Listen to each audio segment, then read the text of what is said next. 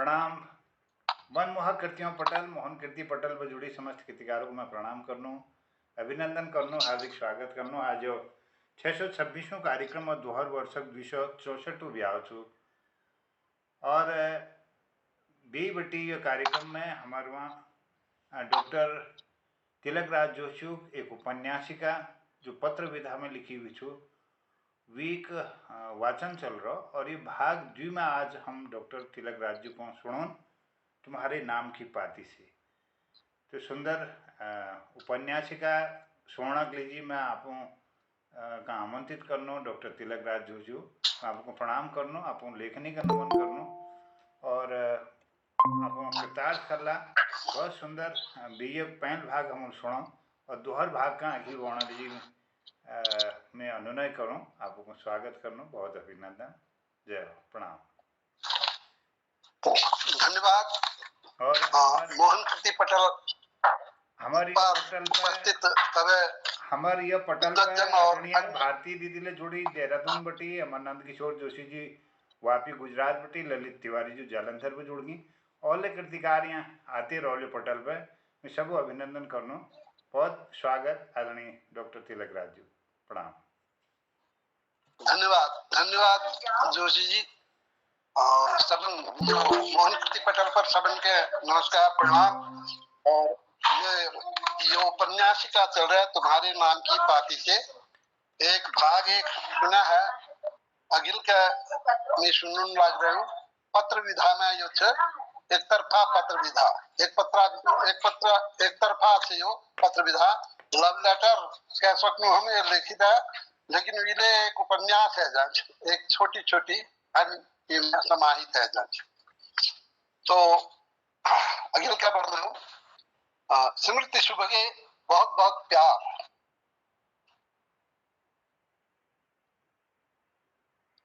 इस बार प्रत्युत्तर विलंब से देने का कारण मेरी यहाँ अनुपस्थिति रही, मैं घर गया था। तुम्हें यह जानकर दुखद आश्चर्य होगा कि अपनी बड़ी बहन सरला की नौकरी को बचाने के लिए अपने को विवाहित तथा 2 बच्चों का बाप घोषित कर जीवन ने अपनी नसबंदी करवा ली है। लोगों का कहना है कि यह उसने पागलपन में किया है, लेकिन मेरी समझ में नहीं आता कि उसे पागलपन में अपनी बहन का हित कैसे सूझा। मैं जीवन के घर गया था, उसे उसकी बहनों ने एक कमरे में बंद रखा है। उसको देखकर ऐसा नहीं लगता कि वह पागल है। पागलपन यही है कि वह मौन क्षितिज को निहारता रहता है, प्रश्न पूछने पर संक्षिप्त उत्तर देता है मुस्कुराता हुआ, मानो व्यंग कर रहा हो प्रश्नकर्ता पर। मैंने पूछा, जीवन कैसा महसूस करते हो? बिल्कुल ठीक। सुना सिगरेट बहुत पीने लगे हो? पिलाओ फिर, उसने कहा। मैंने सिगरेट देते हुए पुनः प्रश्न किया, तुम्हारे इस तरह के व्यवहार, मौन रहने और उखड़े उखड़े उत्तर देने से तुम्हारी बहनें उद्विग्न और चिंतित हैं। उसने कहा, मैं क्या करूं? तुम्हें हंस खेल कर रहना चाहिए। समस्या का समाधान यह नहीं कि वह बीच में ही बोल गया, अब आप जा सकते हैं। जीवन बीच में ही डपट कर बोला और सिगरेट की लंबी लंबी कट लेते हुए चहलकदमी करने लगा। मैंने उसे अधिक छेड़ना उचित नहीं समझा और उसके कमरे से निकलकर उसकी बहनों से बातें करने लगा। सरला का कहना था कि किसी तरह उसकी 3 बहनों की शादी हो जाए तो जीवन ठीक हो सकता है। मैंने उसे अपनी राय दी कि वह जातिवाद के चक्कर में नहीं पड़ता है, जो भी योग्य पर मिले उसे उसकी बहनों की शादी कर दे। सरला का उत्तर था, आप कैसी बातें करते हैं भाई साहब? जातिवाद व्यक्तिगत रूप से मैंने तो नहीं चलाई है। बात यदि उसे तोड़ने की है तो भला हम अकिंचनों से ही इसकी अपेक्षा क्यों की जाती है? इसीलिए ना समाज को उंगली उठाने का अवसर मिल जाए। बड़े आदमियों की तो छोटी बड़ी बातें सभी स्तुत्य होती हैं। मैं ही फूंक फूंक कर क्या को देखते हुए समाधान में हेतु ही अपनी राय दे रहा हूँ। फिर आजकल तो जाति बंधन ढीले होते जा रहे हैं। मेरी राय में तो उसने कहा, मेरी राय में तो जाति बंधन जन सामान्य में नहीं, ऊंचे तबकों में ढीले हो रहे हैं। कहीं भी हो रहे हो तो रहे हैं, मैंने कहा। उसने उत्तर दिया, लेकिन वहीं जातिवाद के स्थान पर वर्गवाद पनप रहा है। आप यह क्यों भूल जाते हैं?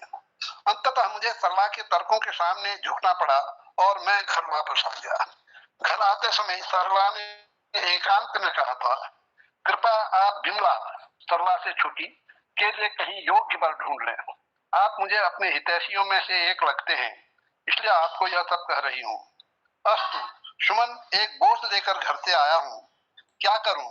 चाहते हुए भी मैं अभी तक किसी का भला नहीं कर सका हूँ।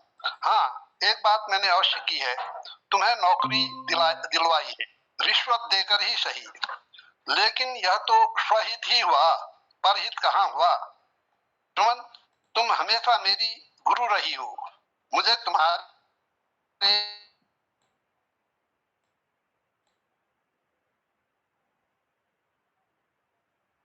यह सलाह मान्य है कि मैं सामाजिक व्यवस्था में आत्मपीड़न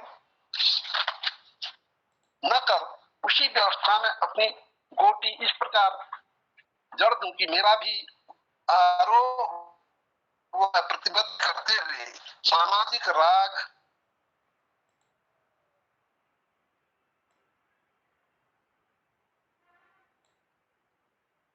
उत्पन्न करूं।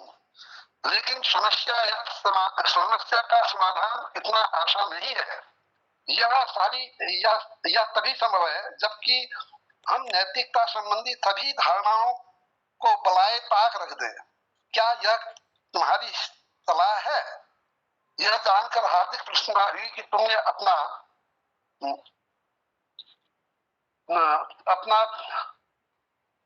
ले लिया है और तुम्हें यह कई जगह अच्छी लगी है। लेकिन अध्यापन कार्य कैसा लग रहा है, इस संबंध में तुमने कुछ नहीं कहा।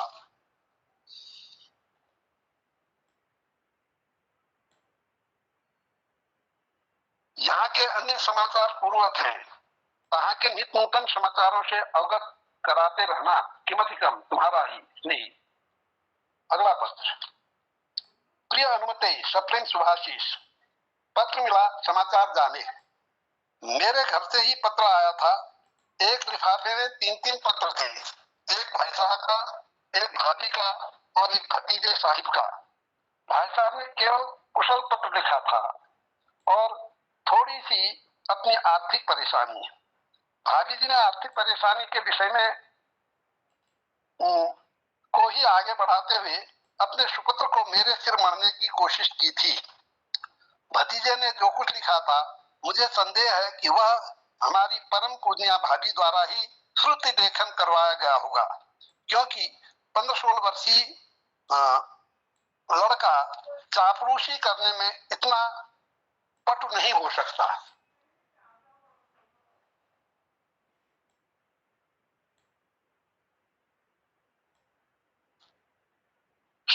समझ में नहीं आता है कि जीवन में किन लोगों को सफल माना जाए।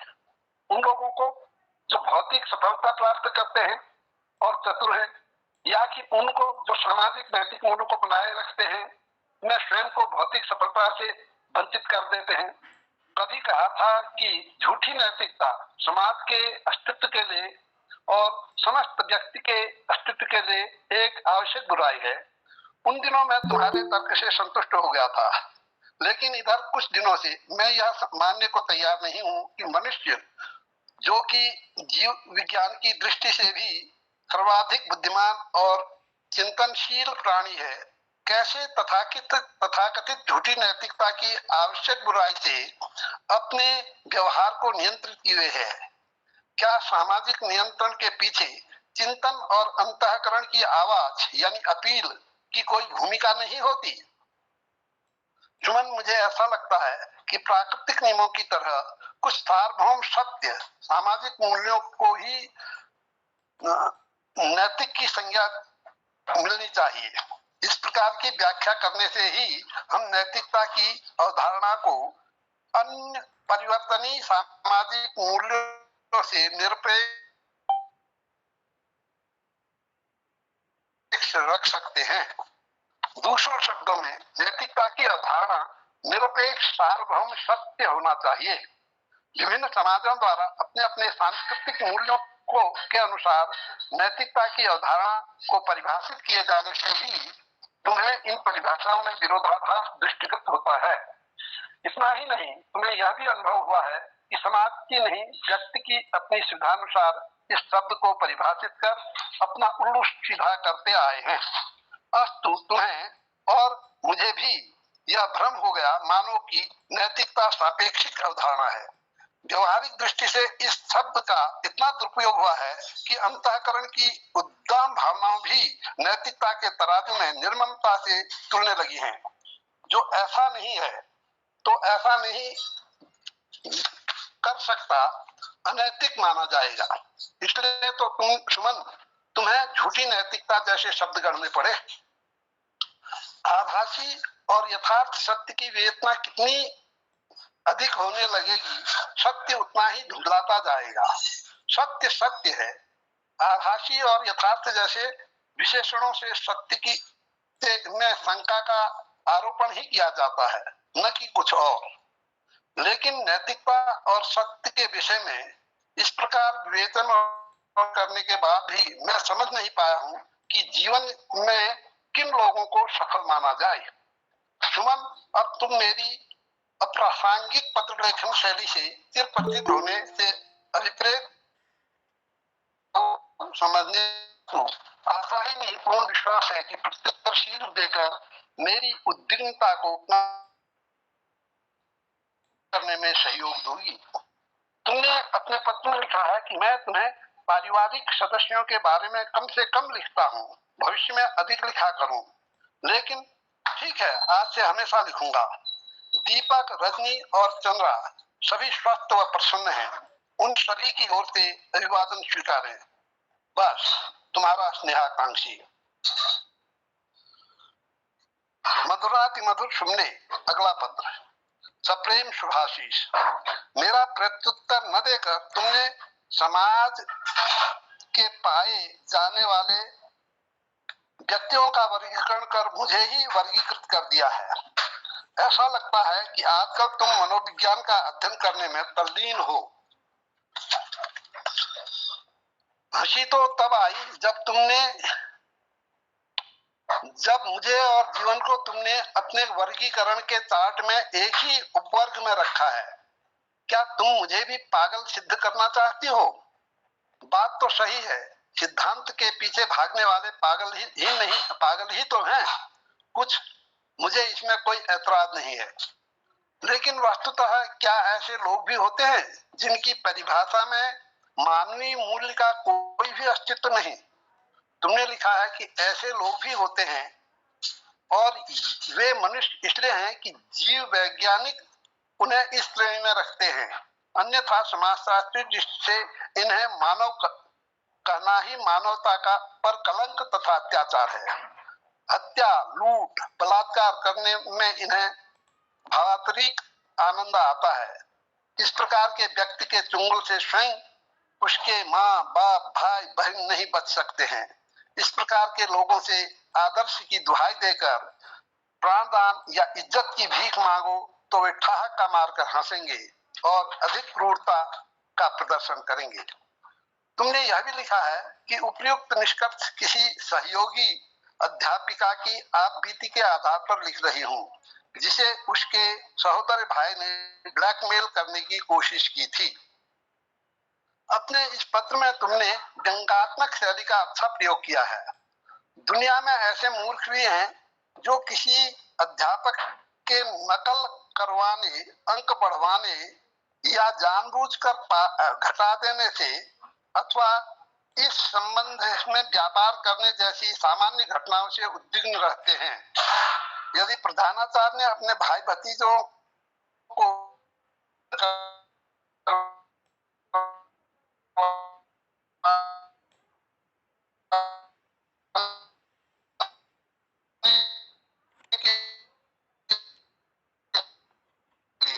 थोड़ी बहुत हेराफेरी कर भी दी तो इससे एकाध भोले भाले छात्रों को आंख दिखाकर परीक्षा भवन में नियंत्रण करवाए रखा और फ्लाइंग स्काउट की चाय पानी दिलाने में व्यस्त रखते हुए बेचारे प्रधानाचार्य की जेब से 20-25 पेज खिसकने ही शब्दों में लिखा। सुमन, पूज्य बड़े भाई साहब का पुनः पत्र आया है। उन्होंने स्पष्ट लिखा है कि तुम्हारी भाभी चाहती है कि चिरंजीव सुरेश तुम्हारे साथ रहता तो कुछ पढ़ना लिखना सीख लेता। वह घर में बिगड़ रहा है। प्रत्युत्तर में मैंने भी बंदूक अपनी पत्नी के कंधों पर रखकर फायर करते हुए लिख दिया कि सौभाग्यवती चंद्रा इस बीच अस्वस्थ है, अतः उसका कहना है कि सुरेश को बाद में बुला लेंगे। लेकिन पत्र ड्रॉप करने के बाद जब मैंने चंद्रा को जो कुछ लिखा तो बौखला गई।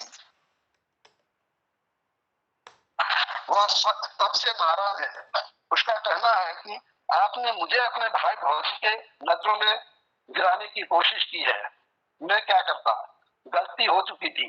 यद्यपि चंद्रा को भी मैं मना चुका हूँ, लेकिन वह अब भी यदा कदा उक्त बातें का जिक्र करती रहती है। रजनी तुम्हें बहुत याद करती है। यद्यपि तुमने उसे छुटपन में ही देखा है और इसे इसकी याद नहीं है, फिर भी न मालूम क्यों वह तुमसे भावनात्मक रूप से जुड़ चुकी है। ऐसा लगता है वह तुम्हारी फोटो से प्रभावित हुई है। मैंने जब उससे पूछा तुम्हें मौसी अच्छी क्यों लगती है, वह बोली वह अच्छी है इसलिए। तुम्हें कैसे पता चला कि वह अच्छी है? तो उसने कहा मैंने उसे आपके एल्बम में देखा। दीपक बहुत शरारती है। उसके हाथ पांव मुंह साफ साफ चलते हैं। आजकल उसको एक जिद चढ़ी हुई है कि उसके लिए सफेद घोड़ा लाया जाए। उसे क्या मालूम कि घोड़ा खरीदने की उसके बाप की औकात नहीं है। सभी पारिवारिक सदस्यों को यथायोग्य अभिवादन स्वीकार करें। सभी पारिवारिक सदस्यों का यथायोग्य अभिवादन स्वीकार करें। किमधिकम, तुम्हारा चिरवियोगी। अगला पत्र। प्रिय मानसी, सप्रेम शुभाशीष, तुमने भी चंद्रा का ही पक्ष लिया। वस्तुतः मैंने इस गलती के लिए अपने पूर्व पत्र में ही स्वीकार कर लिया था कि चिरंजीव सुरेश को अपने साथ न रखने के लिए मुझे चंद्रा के कंधों में बंदूक रखकर पत्थर फायर नहीं करनी चाहिए थी। तुमने न्याय का पक्ष लिया, परंतु तुम्हारे मेरे प्रति बनी इस धारणा से मैं संतुष्ट नहीं हूँ कि संयुक्त परिवार में कभी कभी चतुर पुरुष अपनी भोली भाली पत्नी की आड़ में अपना उल्लू सीधा करने के लिए शतरंज की सीखता है ताकि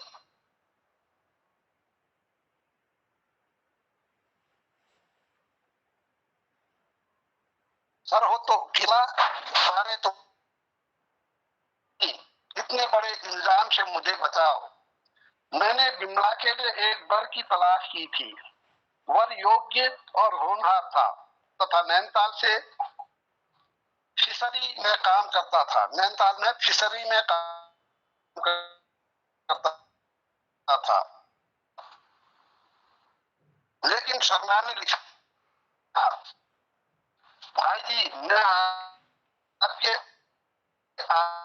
आभारी रहूंगी कि आप हमारे विषय में भी चिंतित हैं।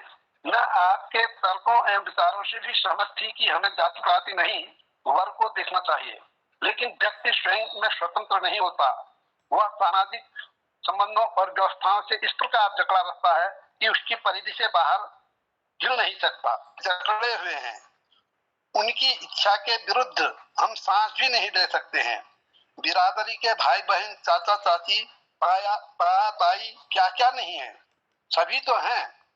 उधर ममेरे फुफेरे ताएरे संबंधियों की कोई कमी नहीं है, लेकिन केवल उंगली उठाने के लिए, न कि हमारा सहारा देने के लिए। मामू और ताऊ का कहना है कि हमारी नाक कटानी है तो यह संबंध करना। क्या करूं, मन घुट कर रह गया, मन घुट कर रह गया हूं। मेरा वश चलता तो ऐसे मामू और ताऊ को, जिन्हें इसमें तो शर्म महसूस नहीं होती कि उनके सामने ही उनकी भांजियां अथवा भतीजियां अविवाहित ही बुढ़ी हो चुकी हैं, लेकिन इसमें उनकी नाक कट जाती है कि उनकी शादी अंगुली भर तथाकथित छोटी जाति में हो जाए। सरेआम नक्शा बना फिरवा देता। इस संबंध में मुझे सरला से भी चिढ़ है। जब सगे संबंधी उसकी समस्याओं के प्रति आंख नीचे हुए हैं, तो क्यों कर वह अपने को उनसे पृथक नहीं कर सकती। वस्तुतः नारी अबला इसलिए होती है कि वह स्वतंत्र निर्णय करने में घबराती है। दीपक के लिए घोड़ा तो नहीं, ट्राईसाइकिल खरीदी है, जिसमें अगले हिस्से पर घोड़े का सिर बना है। वह रजनी से बार बार आग्रह कर रहा है, तू भी घोड़े में बैठ। नहीं बैठती मैं। क्यों? उसे भारी होगा। नहीं होता, तू झूठ बोलती है। तेरे ऊपर कोई बैठे तो तुझे भारी नहीं होगा। मेरे कोई क्यों बैठेगा, गंदी। मेरे ऊपर बैठेगा चोर छाली।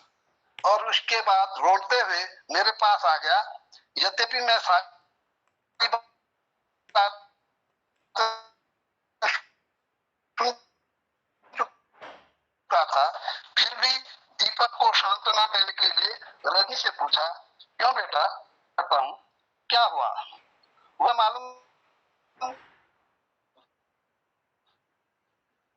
क्या कुछ बोले, वह न मालूम क्या कुछ रोते रोते कह गई। दोनों को चुप कराया, एक एक टॉफी देकर। दीपक तो तुरंत नॉर्मल होकर खेलने के लिए सरक गया। रजनी बहुत देर तक मुझे घूरती रही और बीच बीच में अब नींद में ही आहें भर रही है। चंद्रा चाय रख गई है, दोबारा गर्म करवाई रही। अगला पत्र। प्रिय चिदम्बरी, सप्रेम शुभाशीष। कल ही पूज्य भाई साहब अपने सुपुत्र सुरेश के साथ यहाँ आ धमके हैं। उन्हें मेरा पूर्व पत्र नहीं मिला। हो सकता है यह बहाना हो। चंद्रा उद्विग्न है। वह कुछ सलाह नहीं दे रही है कि मुझे क्या करना चाहिए। भाई साहब पर मुझे दया आती है, भाभी से मुझे चिढ़ है। अतः चिरंजीवी सुरेश के प्रति कोई एक निश्चित धारणा नहीं बन पा रही है, क्योंकि उसके प्रति जो भी धारणाएं मन में उठ रही हैं, वे भाईजी अथवा भाभी के सापेक्ष हैं। चंद्रा अपने मनोभावों को अभिव्यक्त रखने में निपुण है। उसके चेहरे से किसी भी प्रकार की भावनाएं और अभिव्यक्ति नहीं हो रही हैं। अपने चेहरे और व्यवहार को इस प्रकार विचारों के उतार चढ़ाव से अप्रभावित रखना वस्तुतः बहुत बड़ी कला है। भाई साहब का कहना है, अब तुम जो कुछ उचित समझो। मैं सुरेश को तो ले ही आया हूँ। तुम्हारे साथ रहने से इसकी आदतें सुधर जाएंगी। मेरी आर्थिक स्थिति भी ठीक नहीं है, तुम जानते ही हो। फिर तुम्हारी भाभी का भी कहना है कि मैं बीच में ही उन्हें टोक देता हूँ। भाई जी, आप पितृतुल्य हैं, जो कुछ कहना है आप कहें, भाभी को बीच में न घसीटें। मुझ पर आपका पूर्ण अधिकार है। किसी भी की सिफारिश की आवश्यकता नहीं है। किसी अन्य की सिफारिश की आवश्यकता नहीं है। भाई साहब की चुप्पी खलने लगी। उन्हें अपराधी भाव से मेरी ओर कातर दृष्टि से इस प्रकार देखा मानो क्षमा याचना कर रहे हों। उनकी यह दृष्टि मेरे अंतर को भेद गई। मुझे अपनी गलती की अनुभूति हुई।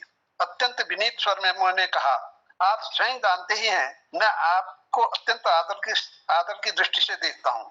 मेरे लिए आप की कोई भी आज्ञा सिरोधारी है। आप चिरंजीव सुरेश को यहीं छोड़ जाइए। अंतिम वाक्य कहते ही समझ चुका था कि मैं अपने ही जाल में फंस गया। उपयुक्त स्वीकृति देते हुए मैंने चंद्रा की ओर देखा।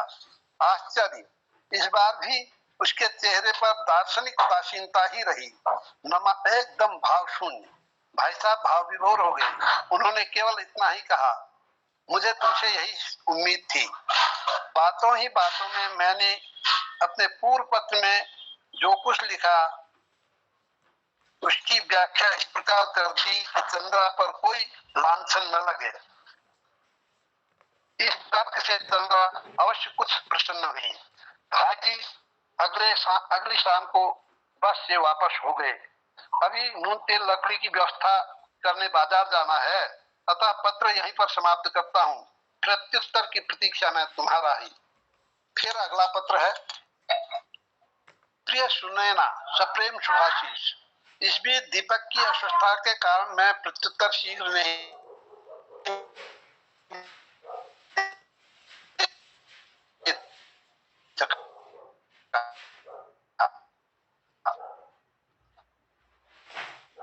अन्यथा न समझना।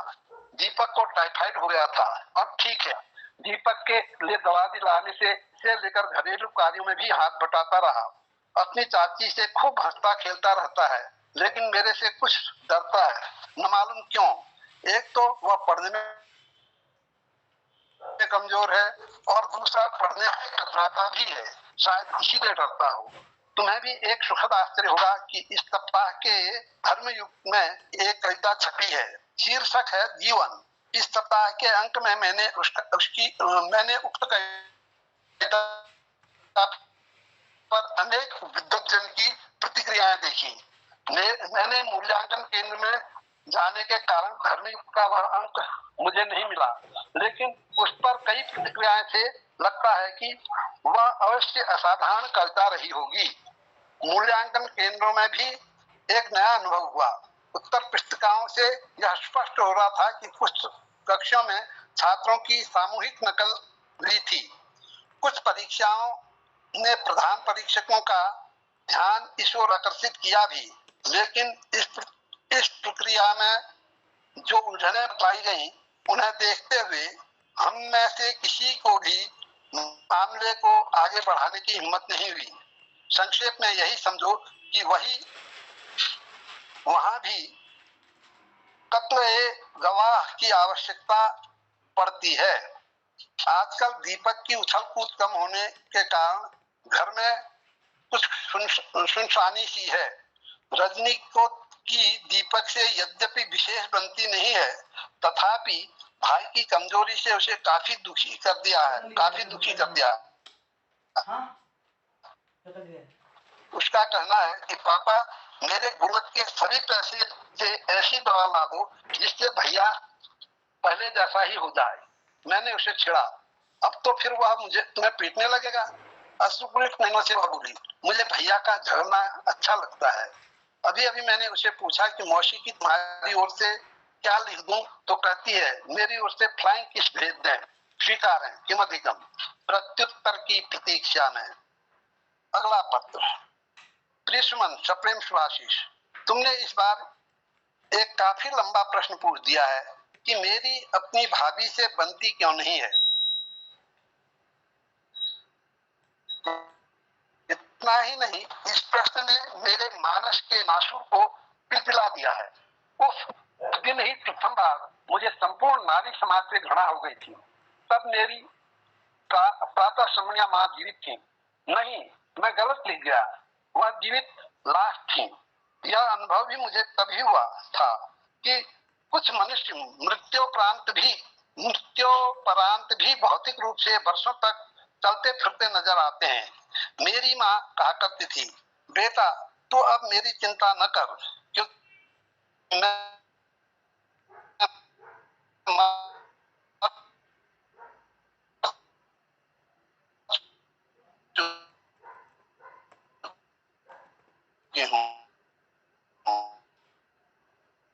अपने को मुक्त अनुभव करूं।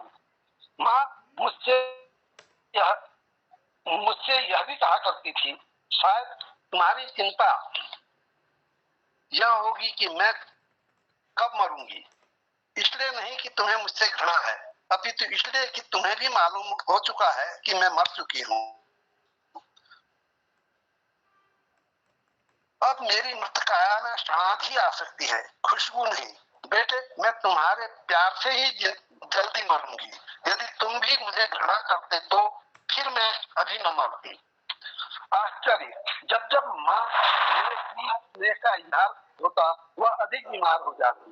तुम्हें पता है, जब मेरी प्रथम नियुक्ति हुई थी तो मैं जाते समय माँ के गले लगकर फुट फुट कर रोया था और माँ मुस्कुराते हुए बोली थी, पगला, काहे को रोते हो। मेरी माँ विशुद्ध हिंदी बोलती थी, लेकिन हर्षातिरेक में वह गंवी हिंदी का प्रयोग करती थी। तब मेरी समझ में नहीं आया था कि मेरे घर से बाहर जाने में उन्हें इतनी अधिक खुशी क्यों है। ठीक एक सप्ताह बाद भाई साहब का टेलीग्राम आया था, मदर एक्सपायर्ड। सुमन, तुम क्यों रोने लगी? आज यह सब कुछ लिखने में मेरा हृदय हाहाकार कर रहा है, लेकिन मुझे याद है उस दिन उक्त टेलीग्राम को पढ़कर मैं मुस्कुराया था।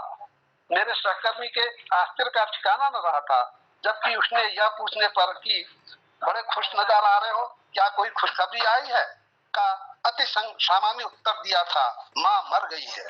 क्या कहते हो यार? विश्वास न होने के कारण झड़क कर उसने पूछा। मैंने बातें न बनाकर उसे टेलीग्राम थमा दिया।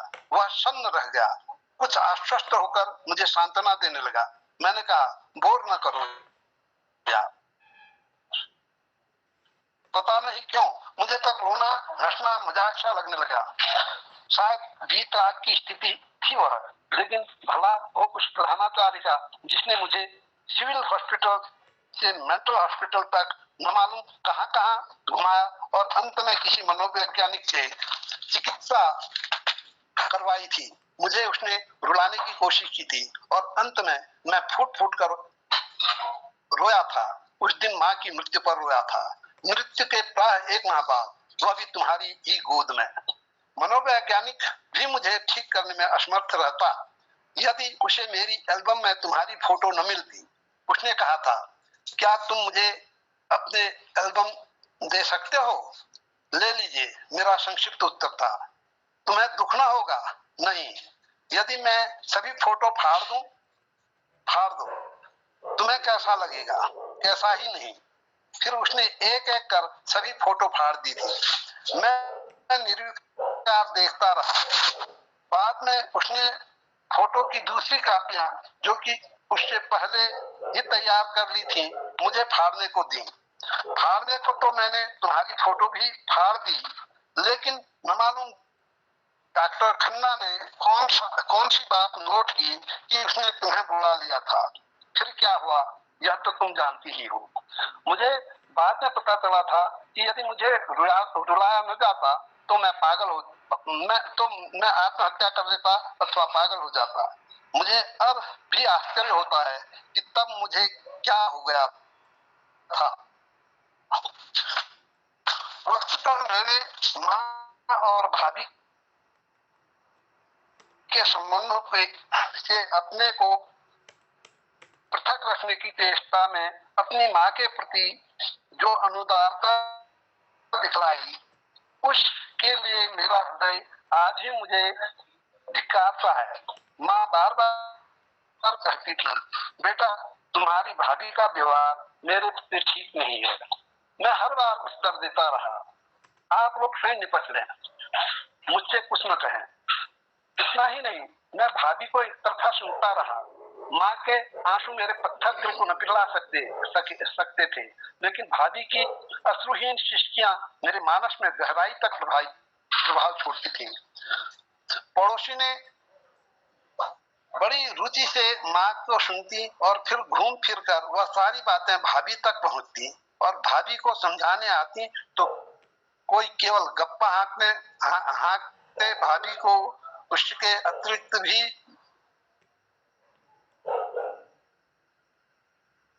कुछ कह जाती जो कि माताजी ने कही ही नहीं होती। इससे भाभी का रवैया माताजी के प्रति और कटु हो गया और मेरे प्रति मधुराति मधुर। पूज्य बड़े भाई साहब उन दिनों पोस्टमैन थे और प्राय महीने 2 महीने में घर आते थे। उनके भी भाभी भाभी कान भरती। इसी कारण पूज्य भाई साहब पूज्य माताजी की ओर से उदासीन हो गए। पूज्य माताजी को उनका यह व्यवहार बहुत बड़ा कटु लगता। वह चाहती थी कि बड़े भाई साहब उनसे पूर्ववत घुल मिल कर बातें करें, लेकिन इधर गांव घर में वृद्ध वृद्धाएं मुझे भी समझाने लगे कि हम पूज्य माताजी को कष्ट न दें। मुझे तब उन लोगों से अधिक माताजी पर क्रोध आता कि क्यों वह घर की बातें घर घर जाकर कहती हैं। अतः मैंने पूज्या माँ को डांटना फटकारना प्रारंभ कर दिया था। पूज्या माँ लाचारी में और डांट फटकार से बचने के लिए कोशिश में कहती, बेटा मैंने ऐसा तो नहीं कहा, लेकिन ऐसा कहा। मैं डपट कर कहता, ऐसा भी कहा। तुम्हारी भाभी करती ही ऐसा है। भाभी के कानों में यह शब्द पड़ते ही वह गरज पड़ती। क्या कहती हूँ मैं? बैठे बैठे खा रही है तब न पड़ती। किसी अच्छी बहू के खाते तब छठी का दूध याद आता। बोलती नहीं हूँ तब। धीरे धीरे पूजा माँ मुझसे भी डरने लगी। मुझे महसूस होता है कि उसकी वही अवस्था हो गई थी कि उसकी मृत्यु भी तुरंत बाद मेरी उसकी मृत्यु के तुरंत बाद मेरी हुई थी। उसकी स्थिति वही हो गई थी जो उसकी मृत्यु के बाद तुरंत मेरी हुई थी। पूज्या माताजी ने उपयुक्त अवस्था मुझे अवश्य होने लगी। मैं उन्हें स्नेह देने लगा। मेरे स्नेह से वह भय मुक्त तो हो गई, लेकिन उनका स्व पुनर्जीवित नहीं हो सका। शारीरिक दृष्टि से भी वह एकदम बूढ़ी हो गई। मेरी समझ में नहीं आया था कि उन्हें क्या हो गया है। एक दिन सारा रहस्य खुल गया। आगे क्या हुआ यह मैं अब अगले पत्र में लिखूंगा। अभी रात के 2 बज गए हैं। श्रीमती जी बड़बड़ाने लगी हैं। शायद स्वप्न में पड़ोसियों से वार्तालाप कर रही हैं। मुझे नींद भी लगने लगी है और लैंप में भी तेल नहीं है। पत्रोत्तर अवश्य देना, कहानी चलती रहेगी। तुम्हारा ही। और पढ़ना है? जी जी जी, आगे अगर पढ़ पाए तो। मेरी आवाज सुनाई देती है? पढ़ता जाऊं? जी जी। अच्छा ठीक है ठीक है। अगला पत्र है मधुर कल्पने सप्रेम शुभाशीष। पारिवारिक सदस्यों की ओर से यथायोग्य प्रणाम आशीष। श्रीमन भोगा हुआ यथार्थ ही अधिक मधुर अथवा तीक्ष्ण होता है। कल्पना से हम किसी भी यथार्थ की उस सीमा तक अनुभूति कर ही नहीं सकते जिस सीमा तक भुक्तभोगी कर चुका होता है। बीच में कहीं कहीं जो है नेट बाधित हो रहा है और समझ नहीं हो जख्म की खाद खुदाने में। अच्छा अच्छा, बाधित हो रहा है बीच में कभी कभी बाधित हो रहा है। देखता है ठीक है, अभी ठीक है जी, बोलिए जी। तो समझ नहीं ठीक है जी।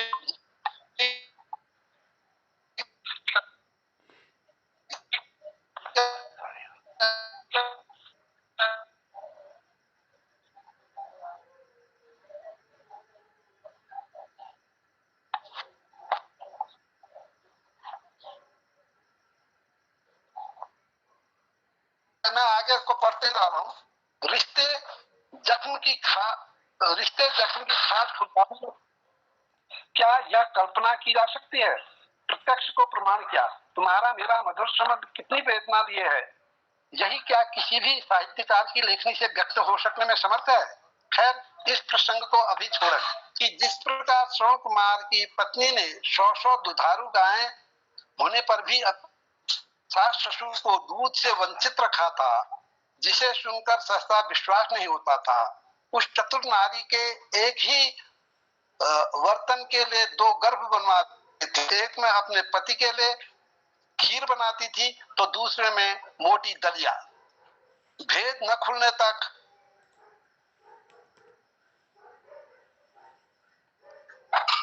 श्रवण को अपने माँ बाप पर ही शंका होती रही। मेरा भी यही हाल था। मैं भी यह समझता था कि मेरी पूर्णिया माँ सास होना चाहती हैं, माँ नहीं, और भाभी बिटिया होना चाहती हैं, बहू नहीं। लेकिन उफ, सत्य इससे कोसों दूर था। झगड़ा यह था कि भाभी मालकिन बनना चाहती थी और माँ स्नेहमयी माँ। पूर्णी माँ पर घर की बात बाहर पहुंचने के अभियोग में उन्हें जो डांट डपट पड़ने लगी, उससे गांव के वृद्ध वृद्धाएं भी मौन हो गए।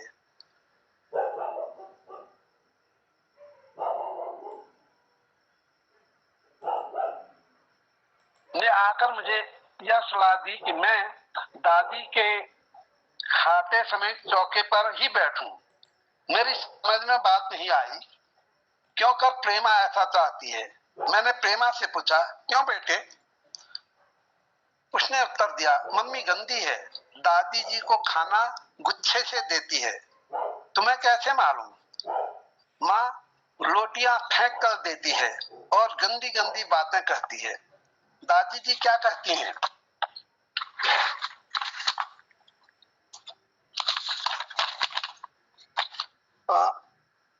कुछ नहीं कहती, कभी कभी आंसू पोंछती हैं, कभी आंसू भी नहीं पोंछती हैं। अब तो दादी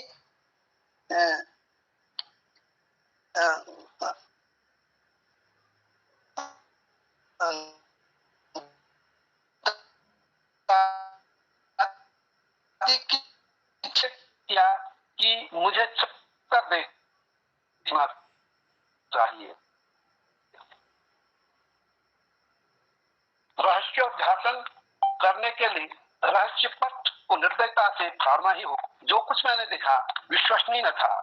मैं अपने को रोक न सका, सीधे रसोई से मैं घुस गया।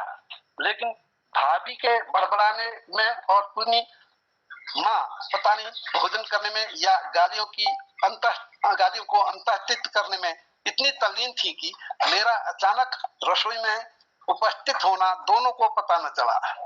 भाभी द्वारा उसी समय माँ की ओर भुता पेट भरता ही नहीं कहते रोटी को फेंकते हुए ऊपर की ओर देखना कि मेरी और की आंखें चार होना। मेरा शरीर जैसे थर-थर कांपने लगा।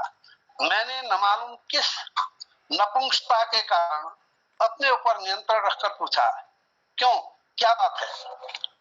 मैं दंग रह गया। कुछ नाटकीय प्रतिक्रिया थी।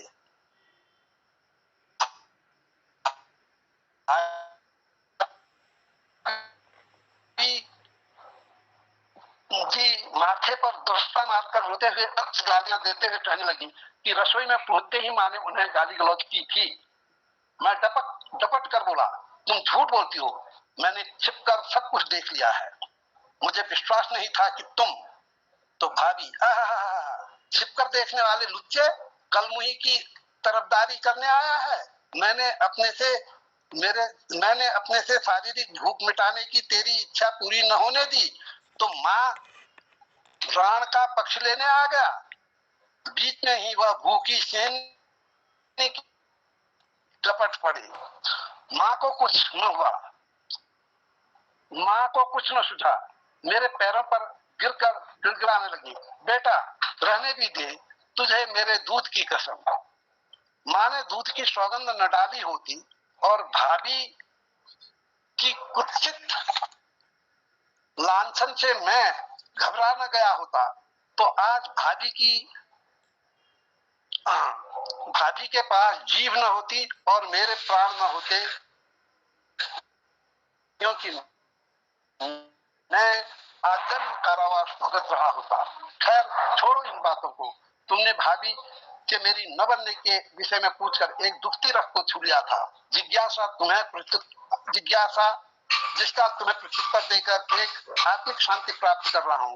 मुझे पूर्ण विश्वास है कि मेरी पूर्णी स्वर्गीय माँ सभी को न समझने तक उनके प्रति मेरे द्वारा की गई मूर्खता को अवश्य क्षमा करेंगे। अब मेरा मूड इतना उखड़ गया है कि आज लेखनी यही विश्राम चाहती है। तुम्हारा एक।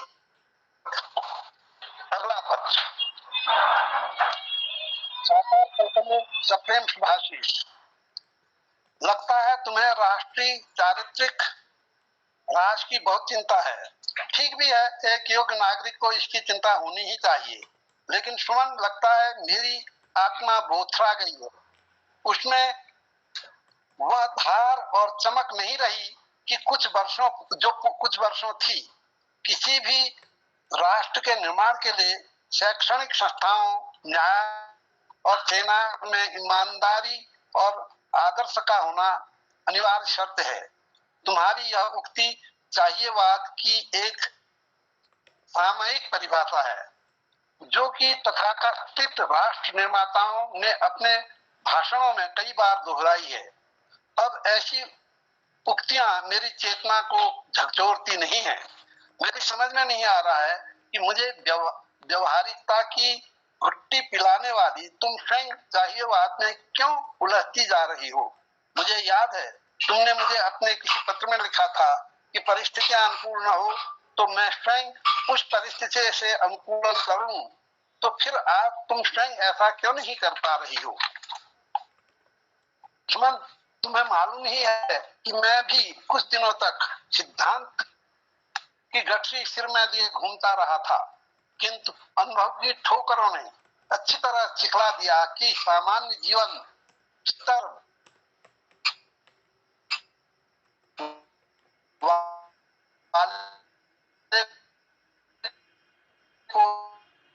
तो अपने को ही संभालना कठिन होता है।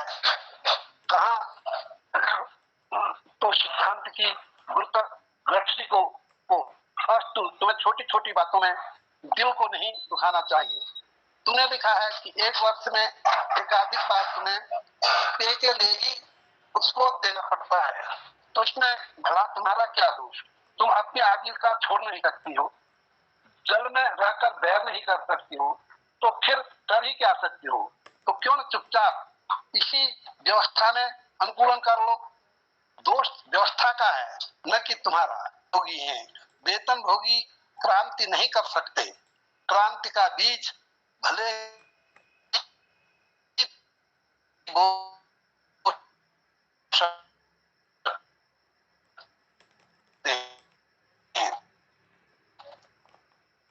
क्रांति के बीज के लिए उर्वरा भूमि समय स्वयं तैयार करता है।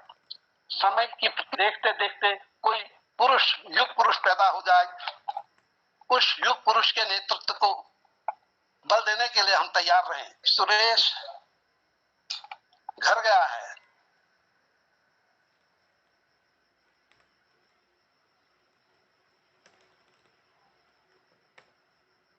चिरंजीव, दीपक और रजनी स्वस्थ और प्रसन्न है। चंद्रानी मायके जाने के मूड में है। तुम्हें यह जानकर हार्दिक प्रसन्नता होगी कि सरला की छोटी बहन बिमला की शादी हो रही है। उन्हें इस शादी में काफी रुपए खर्च करने पड़े। चलो, उनका एक बोझ उतर गया। कीमती कम तुम्हारा निराला। और मैं सोचता हूँ इतना काफी है, मैं थक भी गया हूँ। आवाज आ रही जो जी?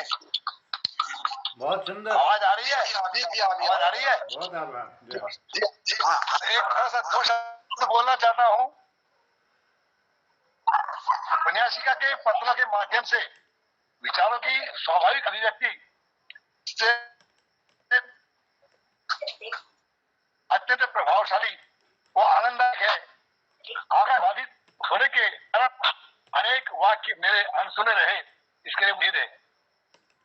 मैं बहुत ज्यादा बाधित था, आपके वाक्य जो है अनसुने रहे। धन्यवाद, बहुत बहुत धन्यवाद।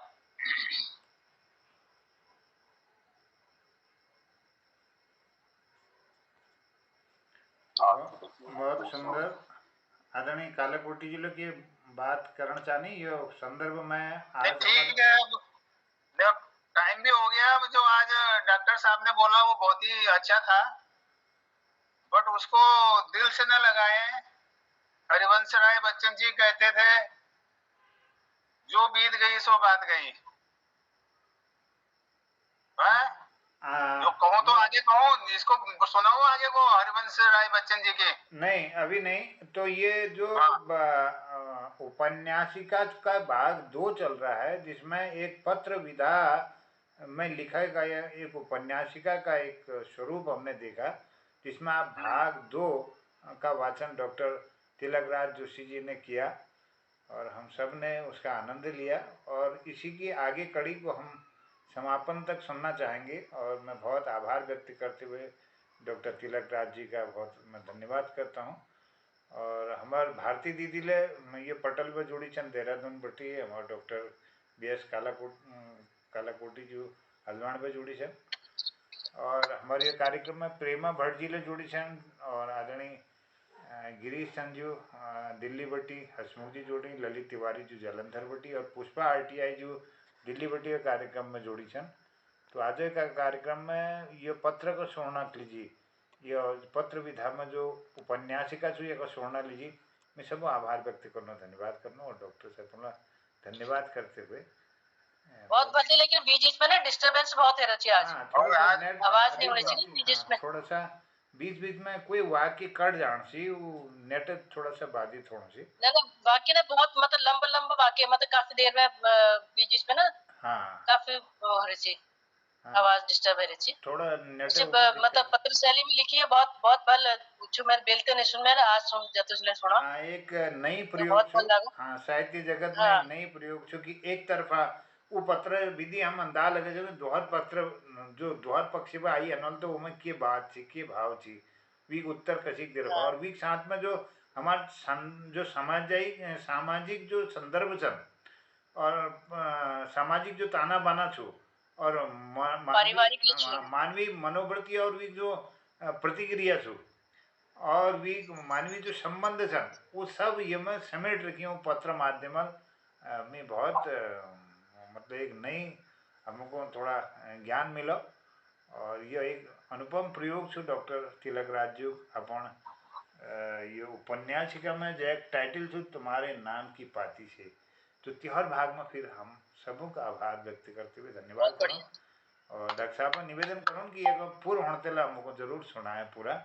तो मैं बहुत धन्यवाद करूँ आज कार्यक्रम में प्रस्तुति लीजिए और सुनना लीजिए समस्त श्रोता कृतिकारों बहुत आभार धन्यवाद।